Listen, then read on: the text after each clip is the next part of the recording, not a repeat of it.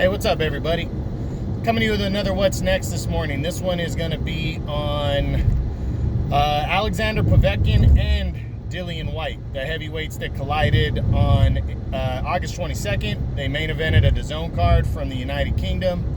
It was for the WBC interim heavyweight title. Now, I'm doing both fighters here because pretty much I went from doing main events for the What's Next series that I do to top 10 fighters in all my top 10. So if you're a top 10 guy, I do a What's Next on you to see what's going on next. And both these guys remain in the top 10 after their fight. Now, the result of the fight saw Alexander Povetkin score a mild upset in my opinion, but overall, I guess what everybody else looked at is a major upset as he completely laid out Dillian Whyte with a beautiful knockout in the 5th round. Caught him with a left uppercut, beautifully timed punch, and laid Dillian Whyte completely out through the ropes and everything. And yeah, Povetkin became the WBC interim heavyweight champion with that win. So this one is kind of a combined, instead of doing 1-and-1 on this video, it's kind of a combined What's Next based on what, based on the fact that there's an immediate rematch clause in the contract.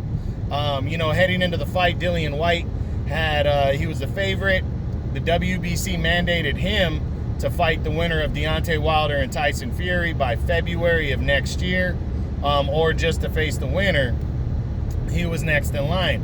But what's confusing is, this is why the WBC has really pissed me off with their corruption the last few years, is why doesn't that apply for Alexander Povetkin, who knocked Whyte out?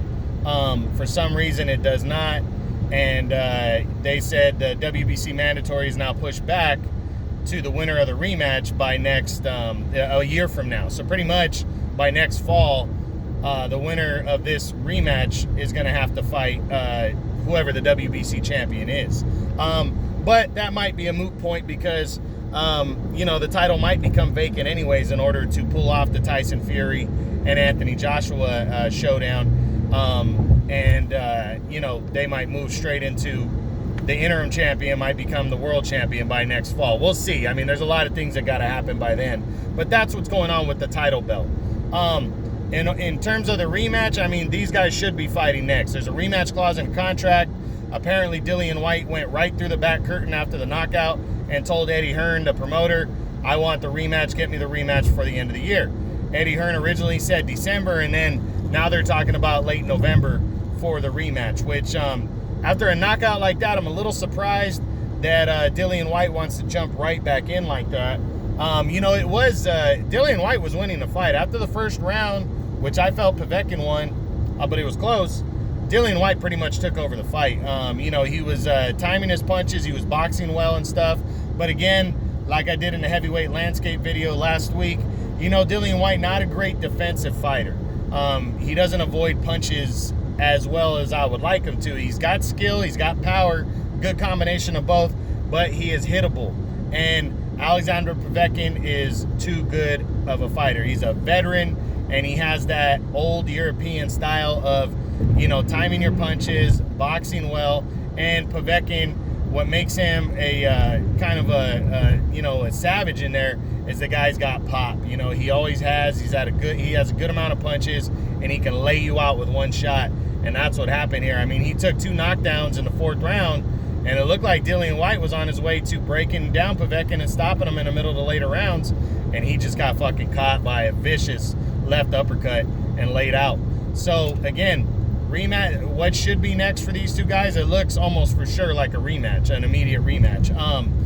That could change. I don't know if Whyte decides to not take that fight. That would be a surprise because Whyte. I think Whyte wants to cash in on his title shot at some point, and he wants to erase this loss by getting in there and just beating him. But that's tough to do. We'll see if he's going to be gun shy or not. If that knockout's going to affect him.